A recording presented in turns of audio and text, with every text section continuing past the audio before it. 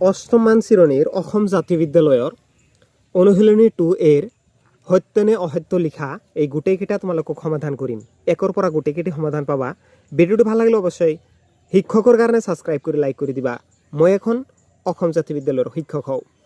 দিছে শূন্য এটা স্বাভাৱিক সংখ্যা, এইটো কেতিয়াও শূন্য হ'ব স্বাভাৱিক সংখ্যা হ'ব নোৱাৰে, কাৰণ স্বাভাৱিক সংখ্যা কি হ'ব পাৰে, একৰ পৰা ষ্টাৰ্ট হয়। গতিকে এইটো স্বাভাৱিক সংখ্যা, এইটো অসত্য। আটাইতকৈ সৰু পূৰ্ণ সংখ্যা শূন্য, এইটো সত্য, কাৰণ পূৰ্ণ সংখ্যা স্বাভাৱিক সংখ্যা আৰু শূন্যক একেলগে পূৰ্ণ সংখ্যা বোলে। পূৰ্ণ সংখ্যা হ'ল শূন্যৰ পৰা আৰম্ভ হয়। -11 এটা অখণ্ড সংখ্যা হয়, -11 এটা অখণ্ড সংখ্যা, এইটো সত্য। সকলো অখণ্ড সংখ্যাই পূৰ্ণ সংখ্যা, সকলো অখণ্ড সংখ্যাই পূৰ্ণ সংখ্যা। গতিকে সকলো অখণ্ড সংখ্যাই পূৰ্ণ সংখ্যা হ'ব নোৱাৰে, কাৰণ পূৰ্ণ সংখ্যা শূন্যৰ পৰা আৰম্ভ হয়, কিন্তু -1 এটা অখণ্ড সংখ্যা নহয়। গতিকে -1 এটা অখণ্ড পূৰ্ণ সংখ্যা নহয়, গতিকে এইটো অসত্য। সকলো স্বাভাৱিক সংখ্যাই পূৰ্ণ সংখ্যা। তেন্তে তোমালোকে কি লিখিবা? এইটো লিখিবা, ইয়াত লিখিবা সত্য, এইটো লিখিবা অসত্য, অসত্য, এইটো তোমালোকে লিখিবা সত্য, এইটো লিখিবা সত্য, এইটো কি লিখিবা? অসত্য, এইটো লিখিবা অসত্য, এইটো সত্য। কি লিখিছে? সকলো স্বাভাৱিক সংখ্যা পূৰ্ণ সংখ্যা, সত্য। অখণ্ড সংখ্যাবোৰ বিয়োগ প্ৰক্ৰিয়া সাপেক্ষে আবদ্ধ ধৰ্ম মানি চলে, এইটো সত্য, এইটো সত্য। তোমালোকে এইটো অসত্য লিখিবা, এইটো অসত্য লিখিবা, আৰু এইটো সত্য। গতিকে কোনোবাই ৰাইট চিন দিছে, গতিকে সমাধান খৰধৰ কৰি সমাধান কৰিম, নহ'লে ভিডিঅ'টো তামাম লং হৈ যাব। তাৰ নেক্সট তোমালোকে চাবা তলৰ কোনবোৰ পৰিমেয় সংখ্যা? এইটো এটা পৰিমেয় সংখ্যা। পৰিমেয় সংখ্যা কাক বোলে? যিবোৰ সংখ্যাক p/q আকাৰত প্ৰকাশ কৰিব পাৰোঁ, য'ত p আৰু q অখণ্ড সংখ্যা। গতিকে চাই লওঁ, -11.2 এটা পৰিমেয় সংখ্যা। এইটোক 2 ৰে হৰণ কৰিলে, এইটো তাৰমানে এনেকুৱা কিবা এটা সংখ্যাক হৰণ কৰা হৈছে, সেইকাৰণে দশমিক আহিছে। এইটো p/q আকাৰত প্ৰকাশ কৰিব পাৰি, হৰণ। এইটো হৰণ আকাৰ, এইটো পৰিমেয় সংখ্যা, এইটো পৰিমেয় সংখ্যা, এইটো কিন্তু অপৰিমেয় সংখ্যা, এইটো পৰিমেয় সংখ্যা, এইটো পৰিমেয় সংখ্যা, এইটো নহয়, এইটো নহয়, এইটো নহয়, এইটো নহয়। শেষত শূন্য এটা পৰিমেয় সংখ্যা হয়, আৰু এইটো পৰিমেয় সংখ্যা নহয়। এতিয়া তোমালোকক লিখি দিম ধনাত্মক আৰু ধনাত্মক ঋণাত্মক পৰিমেয় সংখ্যা কোনটো? ধনাত্মক আৰু ঋণাত্মক পৰিমেয় সংখ্যা যে চাই লোৱা, যদি মাইনাছ আছে তেন্তে সেইটো কেতিয়াও এটা ধনাত্মক পৰিমেয় সংখ্যা হ'ব নোৱাৰে। গতিকে তুমি এইটো ক'বা যে এইটো এটা ঋণাত্মক পৰিমেয় সংখ্যা, এইটো ঋণাত্মক পৰিমেয় সংখ্যা। এইটো কোনো সংখ্যাই নহয়, এইটো পৰিমেয় সংখ্যা হ'বই নোৱাৰে। এইটো হ'ল ধনাত্মক পৰিমেয় সংখ্যা, কাৰণ মাইনাছ মাইনাছ, এই মাইনাছে প্লাছ যাব, গতিকে এইটো হ'ব ধনাত্মক, এইটো হ'ব পজিটিভ, এইটো পজিটিভ লিখিলোঁ, পজিটিভ ধনাত্মক, এইটো পজিটিভ। এই দুটা ধনাত্মক, আৰু এইটো নিগেটিভ, এইটো নিগেটিভ, আৰু এইটো নিগেটিভ। গতিকে নেক্সট 4 নম্বৰ কুৱেশ্যনটো ভালদৰে তোমালোকক বহল ভিত্তিত আলোচনা কৰি আছোঁ। তলৰ পৰিমেয় সংখ্যাবোৰক প্ৰামাণিক ৰূপলৈ নিয়া। 4 নম্বৰ অংকটো আমি সমাধান কৰিম। 4 নম্বৰত চাই লোৱা, 95 ডিভাইডেড বাই কিমান আছে? 57। ইয়াত -57 আছে। এইটো সমাধান কৰিবলৈ হ'লে আমাৰ কি কৰিব লাগিব? মাইনাছটো আঁতৰাব লাগিব।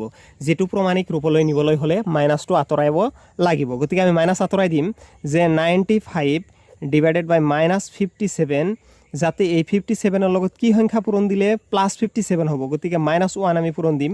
ওপৰতে সেই একেটা সংখ্যাই আমাৰ পূৰণ দিব লাগিব। গতিকে ইয়াত হ'ব 95 প্লাছ, ইয়াত প্লাছ মাইনাছে মাইনাছ হয়, এইটো আমি জানো। আৰু মাইনাছ মাইনাছে পূৰণ কৰিলে কি হয়? প্লাছ হয়, অৰ্থাৎ 57। তোমালোকে মনত ৰাখিবা যে মাইনাছ পূৰণ মাইনাছ ইকুৱেল টু প্লাছ হ'ব, মাইনাছ পূৰণ প্লাছ ইকুৱেল টু মাইনাছ, আৰু plus plus plus into plus equal to plus, আৰু এটা কি হ'ব? Plus into minus equal to কি হ'ব? মাইনাছ। এইকেইটা চিন মনত ৰাখিবা। তাৰ নেক্সট এতিয়া চাই লোৱা, -95/57, এইটো যিহেতু তলৰ মাইনাছটো আমি হৰৰ মাইনাছটো উঠাই ল'লোঁ। এতিয়া ইয়াত কৰিবলগীয়া কাম আছে, যিটো কোৱা হয় গসাউ। গসাউ কিমান হয় সেইটো উলিয়াব লাগিব। গসাউ কি উলিয়াম চাই লোৱা। HCF, যাক কোৱা হয় হায়েষ্ট কমন ফেক্টৰ, এইটোত ইউক্লিডিয়ান নামৰ বৈজ্ঞানিক এজনে 95 এইটোৰে হৰণ কৰিছিল।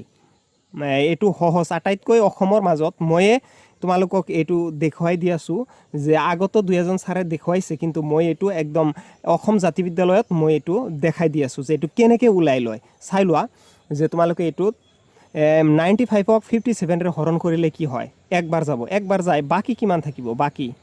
বাকী থাকে 38 বাৰ, অৰ্থাৎ 38 বাকী থাকে। তাৰপিছত এই যে 57 আছে এই 57ক তুমি কিহেৰে হৰণ কৰিবা 38ক হৰণ কৰিবা 38ৰে হৰণ দিলে এবাৰ যাব আৰু বাকি কিমান থাকিব বাকি থাকিব 19 বাৰ 19 বাৰ 38ক এই 19ৰে আকৌ হৰণ দিয়া হৰণ 19 19ক হৰণ দিলে কিমান বাৰ যাব দুবাৰ যাব কিমান বাৰ যাব দুবাৰ গৈ বাকি কিমান থাকে বাকি শূন্য এইটোৱে হল মেইন ভ্যালু যে শূন্য যেতিয়া বাহিৰ হ'ব তেতিয়াই তুমি ভাবিবা যে এইটোৰ গহাও এই 19 তেন্তে গহাও কিমান বাহিৰ হল 19 বাহিৰ হল না নাই 19 বাহিৰ হৈছে গতিকে আমি এইটো সমাধান কৰিবলৈ চেষ্টা কৰি আছো চাই লোৱা যে ইয়াত -95 আকৌ ইয়াত 57 এতিয়া এইটোক যদি আমি 19ৰে হৰণ দিওঁ 19 আৰু ইয়াতো আমি কিহেৰে হৰণ দিম 19ৰে হৰণ দিম 19ৰে হৰণ দিয়াৰ পিছত 95ৰ মাজত 19 কেইবাৰ যাব এইটো তোমালোকে অলপমান লক্ষ্য কৰাচোন 95ৰ মাজত 19 যায় ইয়াত যাব তোমালোকে চাই লোৱা যে এইটোৰ মাজত যাব 5 বাৰ -5 আছে আৰু এই 19 57ত যাব কেইবাৰ 19ৰ 2 গুণ কিমান হয় 38 19ৰ 3 বাৰ যাব 3 বাৰ এইটোৰ সমাধান গতিকে এইটো সমাধান কৰিলো তাৰ নেক্সটটো এইটো 64 ডিভাইডেড বাই -96 এইটো আমি সমাধান কেনেকৈ কৰিম অলপমান লক্ষ্য কৰিবা যে এইটো সমাধান কৰিবলৈ হলে কি কৰিব লাগিব আকৌ মাইনাস এইটো উঠাই ল'ব লাগিব হৰৰ মাইনাসটো উঠাব লাগিব তেন্তে কি কৰিম যে -96 আছে এইটোৰ লগত আকৌ -1 এৰে পূৰণ দিম আৰু ইয়াত আছে 64 ইনটু আমি -1 এৰে পূৰণ দিম যেহেতু ইয়াতো মাইনাস আছে গতিকে মাইনাস কি হ'ব ওপৰত যাব +64 আৰু তলত কিমান হ'ব 96 এইটোও আমি ইউক্লিডিয়ানৰ সূত্ৰ অনুযায়ী এইটো আমি সমাধান কৰিবলৈ চেষ্টা কৰিম ইউক্লিডিয়ানৰ সূত্ৰত কৈছিল যেটো ডাঙৰ অৰ্থাৎ 96 এই 96ক তুমি হৰণ দিয়া 64ৰে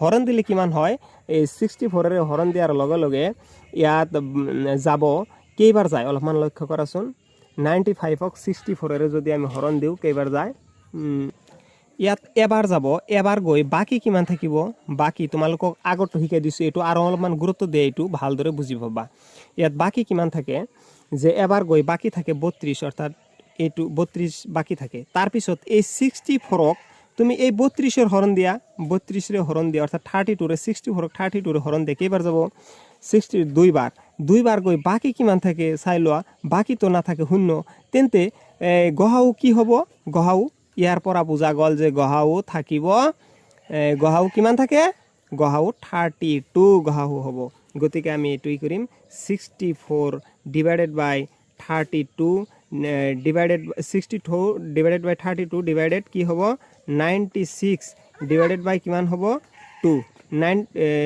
32 লক্ষ্য কৰা যেতিয়া 64ক 32 ৰ হৰণ দিলে কেইবাৰ যাব ইয়াত যাব দুইবাৰ আৰু এইটোৰ মাজত কেইবাৰ যাব এইটো অলপমান লক্ষ্য কৰিবা ইয়াৰ মাজত যাব কেইবাৰ যায় ইয়াত যাব তিনিবাৰ ঠিক আছে তেন্তে আনসাৰটো এইটোৱে সমাধান তাৰ পিছত চাই লোৱা -56 ডিভাইডেড বাই 63 এইটো আমাৰ সলিউশন কৰিব লাগিব এইটো সলিউশন কেনেকৈ কৰিম যে যেহেতু ইয়াত কোনো ধৰণৰ তলত মাইনাস নাই হৰত নেগেটিভ নাই কাৰণে আমি কি কৰিম যেন আছে তেনে থৈ দিম 56 আৰু 63 এই দুটাৰ আমি এলসিএম বাহিৰ কৰিম এইচসিএফ অৰ্থাৎ গহাও বাহিৰ কৰিম গহাও কিমান হ'ব চাই লোৱা 63 ৰ মাজত 56 ৰে হৰণ দিয়াচোন কিমান বাৰ যায় 63 ৰ মাজত 56 ৰে তুমি হৰণ দিয়া এতিয়া চাই লোৱা যে এবাৰ যাব ন এবাৰ গৈ বাকি কিমান থাকিব চাই লচোন বাকি কিমান থাকে 7 বাকি থাকে 7 এতিয়া এই 56ক তুমি কি হেৰে হৰণ দিয়া হাতেৰে হৰণ দিয়া 7 কেইবাৰ যাব 7 যাব 8 বাৰ বাকি কিমান থাকে বাকি এতে কবা 4 বাকি থাকে 0 তেন্তে এই দুটাৰ এইচএফ কিমান হ'ব 7 হ'ব তেন্তে আমি বুজি পাইছো 56 ডিভাইডেড বাই 7 ডিভাইডেড বাই 63 ডিভাইডেড বাই কিমান হ'ব 7 গতিকে দুটাৰ গহাও কিমান 7 গতিকে আমি এইটোৰ মাজত কেইবাৰ যায় আমি ইজিলি কৰিব পাৰিম না নাই নিশ্চয় আমি কৰিব পাৰিম কেনেকৈ আমি কৰিম চাই লোৱা যে ইয়াত যাব 8 বাৰ আৰু ইয়াত যাব 7 9 গুণ 63 9 বাৰ গতিকে আমি সমাধান বুজি পাই আছো না নাই বুজি পালে নিশ্চয় এটা লাইক কৰি দিবা তাৰ ইয়াত আছে 2 to 1 divided by minus 130 এইটো আমি সমাধান কৰিবলৈ কেনেকৈ কৰিম জাস্ট তোমালোকে বুজি পালা ইমান সময়ত যে স্যাৰ তলত নেগেটিভ থাকিলে মাইনাস মাইনাসে ওপৰত নেগেটিভ হৈ যায় তেন্তে আমি কি কৰিম যে 2 to 1 divided by 130 ইয়াত নেগেটিভ আছে সেই কাৰণে আমি কি কৰি দিম ইয়াত একেৰে পূৰণ কৰি মাইনাস 1 এৰ পূৰণ দিম না মাইনাস 1 এৰ পূৰণ দিলু তলত কি হৰে পূৰণ দিম তলত মাইনাস 1 এৰ আমি পূৰণ দিম চাই লোৱা কিমান হয় 2 to 1 এই মাইনাস প্লাস মাইনাসে মাইনাস আর ইয়াত কি আছে মাইনাস মাইনাসে প্লাস অর্থাৎ 130 এতিয়া তোমালোকক অলপ আগত বুজাই দিলো যে স্যার এইটোৰ কি ওলাব এইটোৰ গহাও কি হ'ব গহাও তোমালোকে নিশ্চয় বুজি পাইছা ইমান সময়ত মই আশা কৰিছো গহাও বুজি পাইছা যে গহাও তোমালোকে যেহেতু বুজি পাইছা যে 2 to 1 ক আমি হৰণ কৰিম কি হেৰে হৰণ কৰিম আমি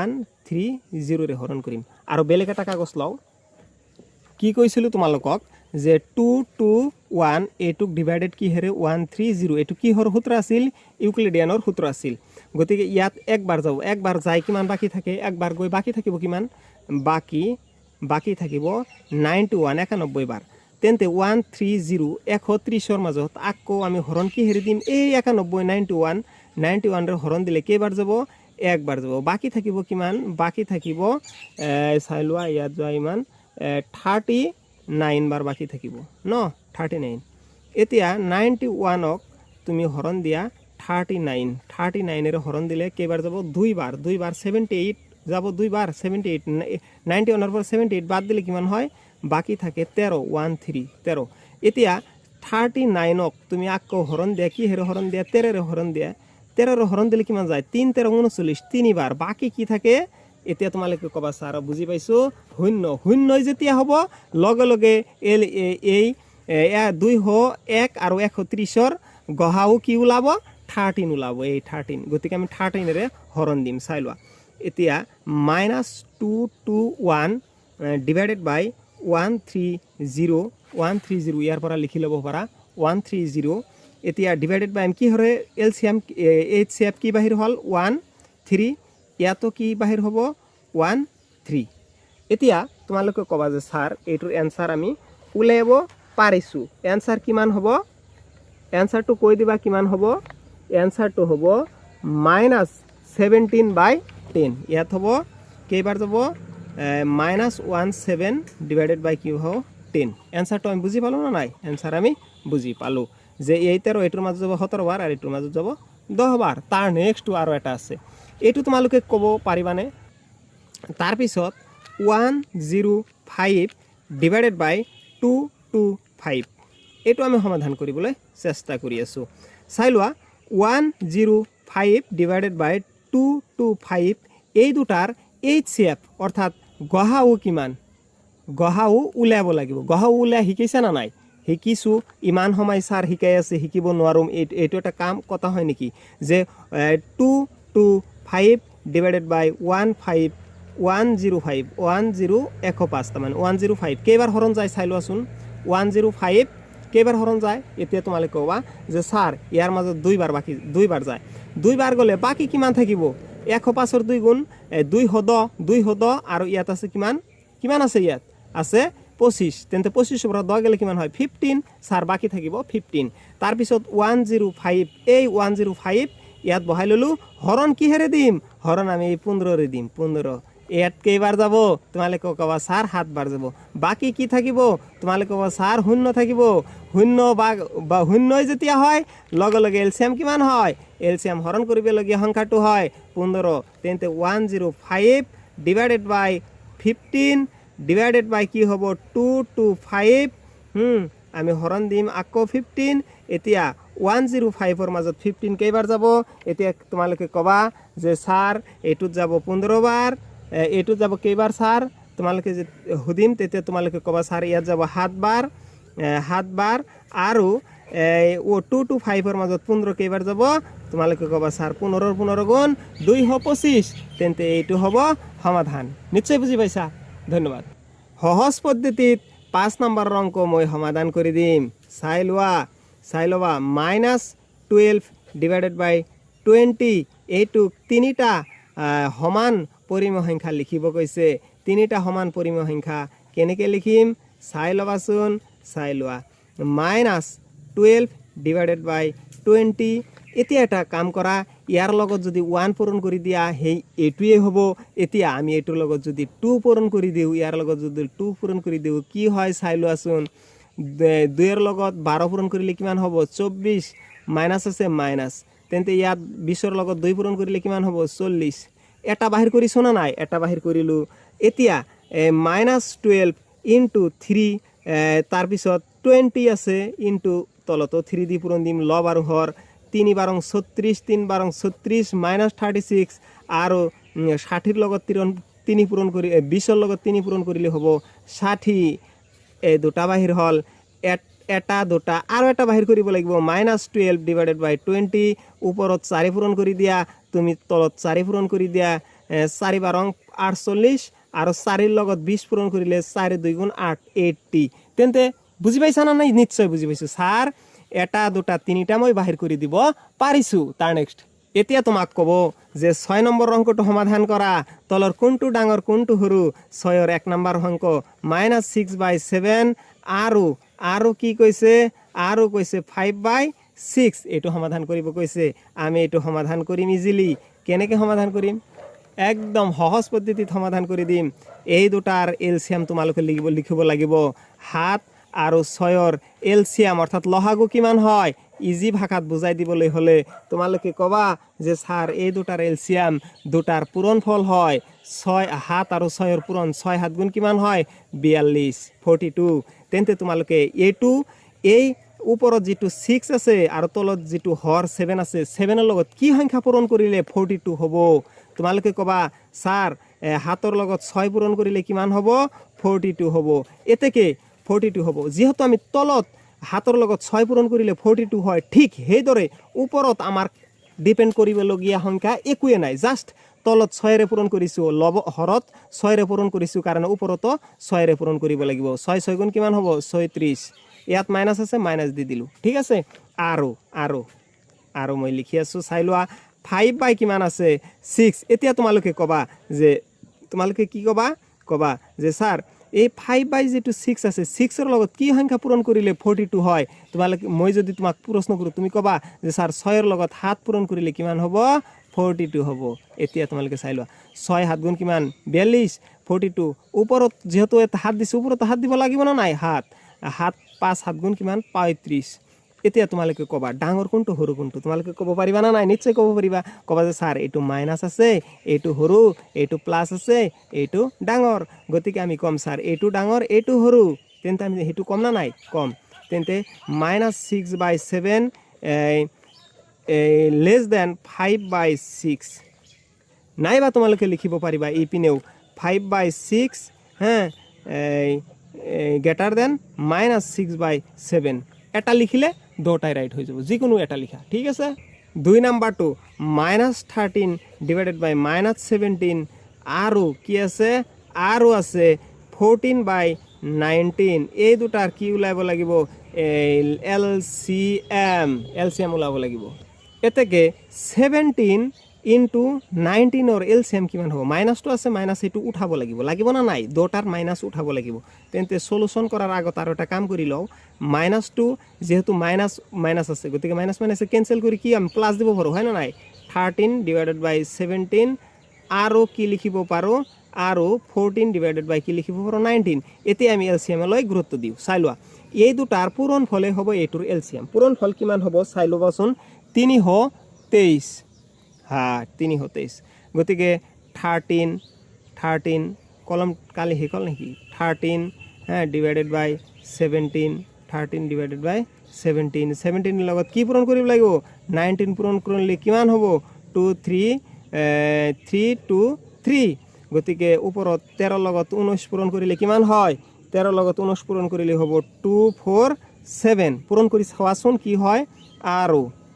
আৰু সৰি, এই দাগটো দিয়া ভুল হ'ল। এতেকে 14 ডিভাইডেড বাই কিমান আছে? 19। 19ৰ লগত কিমান পূৰণ দিবা? 3 27 হ'ব। 19ৰ লগত 17 পূৰণ দিম। 17 ওপৰতো 17 পূৰণ দিম। তেতিয়াহে দুটা এলচিএম এক হ'ব। যে কি হ'ব?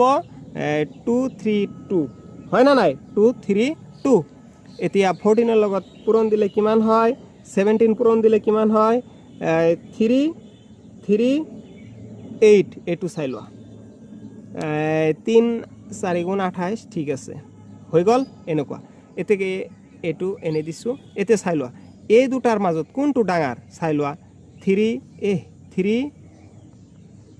2 3 মোৰ ভুল হৈছিল সৰি এই চাই লোৱা 3 2 3 এই দুটাৰ মাজত এইটো আৰু এইটো দুটা এলচিয়াম একে আছে এতিয়া ডাঙৰ কোনটো এইটো না এইটো কবা এইটো ডাঙৰ তেন্তে এইটো ডাঙৰ হয় না নাই তেন্তে 13/17 এইটো ডাঙৰ হ'ব 14/19 এইটো ডাঙৰ 2 নম্বৰ অংক সমাধান কৰিব বুজি পাইছা নিশ্চয় ঠিক আছে তাৰপিছত 3 নম্বৰটো চাই লবা 3 নম্বৰটো কি কৈছে -11 ডিভাইডেড বাই 7 আৰু কিমান আছে আৰু 17 -9 এইটো তো উঠাই ল'ব লাগিব এইটো আগত সমাধান কৰিব লাগিব না নাই এইটো আগত সমাধান কৰিম -11/7 আৰু লিখিবা আৰু মাইনাস হ'ব ওপৰত -17 ডিভাইডেড বাই 9 এতিয়া বুজি পাইছা নিশ্চয় বুজি পাইছা ঠিক আছে এইটো আমি সমাধান কৰিবলৈ চেষ্টা কৰিম যেহেতু এইটো আমি তলত হৰত কেতিয়াও আমাৰ ই থাকিল মাইনাস থাকিব নোৱাৰে এতিয়া তুমি ইয়াৰ পৰা এলসিএম অৰ্থাৎ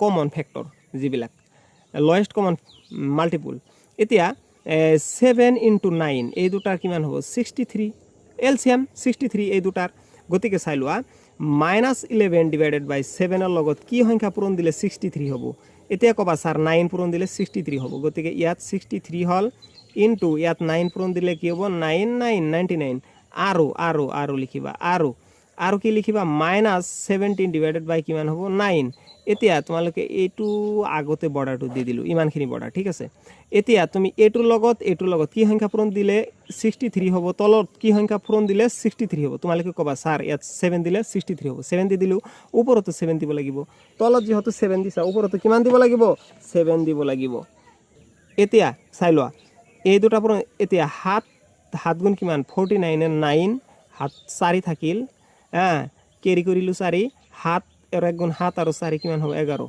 এতিয়া এই দুটাৰ মাজত ডাঙৰ কোনটো কব কোৱা এইটো ডাঙৰ নে এইটো ডাঙৰ তোমালোকে কবা যে স্যাৰ এইটো ডাঙৰ তেন্তে আমি কি কৰিম -11/7 ইন গ্ৰেটাৰ দেন কি লেস দেন কি কৰিম 17/-9 তোমালোকে এই প্ৰশ্নটো হে লবা এইটো নলবা প্ৰশ্নটো লবা যে এইটো ডাঙৰ আৰু এইটো সৰু ঠিক আছে এতিয়া 4 নম্বৰ অংকটো তোমালোকৰ হোমৱৰ্ক দিলো হয় কিন্তু নিদিও কাৰণ তোমালোকে অসুবিধা পাবা সেই কাৰণে হোমৱৰ্ক নিদিও হোমৱৰ্ক দিম আৰু এক দিন পাৰ হওক তাৰ পিছত তোমালোকক হোমৱৰ্ক দিম চাই লোৱাচোন এই দুটাৰ মাজত কি হ'ব এই দুটাৰ মাজত সলিউশন আমি কৰিব পাৰো নে নাই কৰিব পাৰিম স্যাৰ এই যে 25 আৰু 20 এৰ এলসিএম কেনেকে বাহিৰ কৰে স্যাৰ বুজি নাপালো আপুনি বাৰে বাৰে কৰি আছে বুজি নাপালো চাও ইয়াত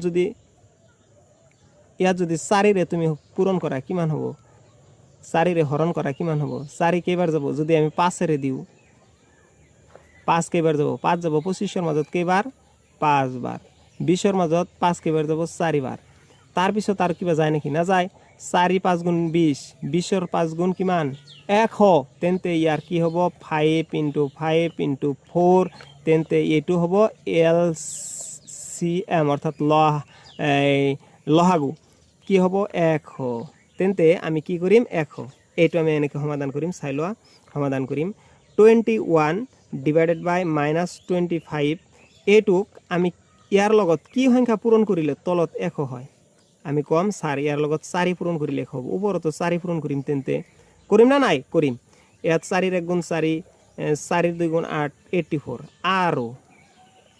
আৰু -17 ডিভাইডেড বাই 20 -17 ডিভাইডেড বাই 20 এইটো কি হ'ব এতিয়া তোমালোকে কবা স্যার তলত তো মাইনাস থাকিব নোৱাৰে আপুনি কৈছে তেন্তে এইটো উঠাই দিয়া মাইনাসটো ইয়াত দিয়া এইটো মাইনাস আহি যাব ঠিক আছে তাৰ পিছত এটা কাম কৰিব লাগিব ইয়াৰ লগত মানে ওপৰৰ তলত একেই পূৰণ দিম ইয়াতো পূৰণ এইটো কাটাকাটি কৰিলো এতিয়া ইয়াত পূৰণ দিয়াৰ পিছত ইয়াত কি হ'ব চাই লোৱাচোন ইয়াত 100 হ'ব লাগিব 100 কি পূৰণ দিলে 100 হ'ব 20 এৰ লগত কি পূৰণ দিলে 100 হ'ব 20 এৰ লগত 2 5 গুণ 20 এৰ লগত 5 পূৰণ কৰিলে 100 হ'ব 5 2 গুণ 10 100 ইয়াতো 5 17 এর 5 গুণ কিমান হয় 5 7 গুণ 35 এর 5 হাতত থাকে কেৰি বাই 3 আৰু 5 এৰ লগত 1 পূৰণ কৰিলে 5 এর 1 গুণ 5 5 6 7 8 85 এইটো মাইনাছ হ'ল না মাইনাছ তেন্তে মাইনাছ বেছি কোনটো ডাঙৰ মাইনাছ কোনটো বেছি মাইনাছ সেইটো হ'ব সৰু 85 ডাঙৰ মাইনাছ 85 ডাঙৰ না মাইনাছ 84 ডাঙৰ মাইনাছ 84 ডাঙৰ কাৰণ তুমি এক দোকানত 5 টকা ঋণ কৰিলা আৰু দোকানত 10 টকা ঋণ কৰিলা তেন্তে তোমাৰ এই দুটাৰ মাজত ঋণ কোনটো কম এইটো ঋণ কম এইটো ঋণ বেছি গতিকে এইটো ঋণ এইটো বেছি এইটো ঋণ কম গতিকে সেইকাৰণে এইটো ডাঙৰ হ'ব তেন্তে 21 ডিভাইডেড বাই মাইনাছ 25 এইটো ডাঙৰ আৰু সৰু কোনটো হ'ব সৰু হ'ব এইটো মাইনাছ 17 ডিভাইডেড বাই 20 এইটো সমাধান কৰি দিলোঁ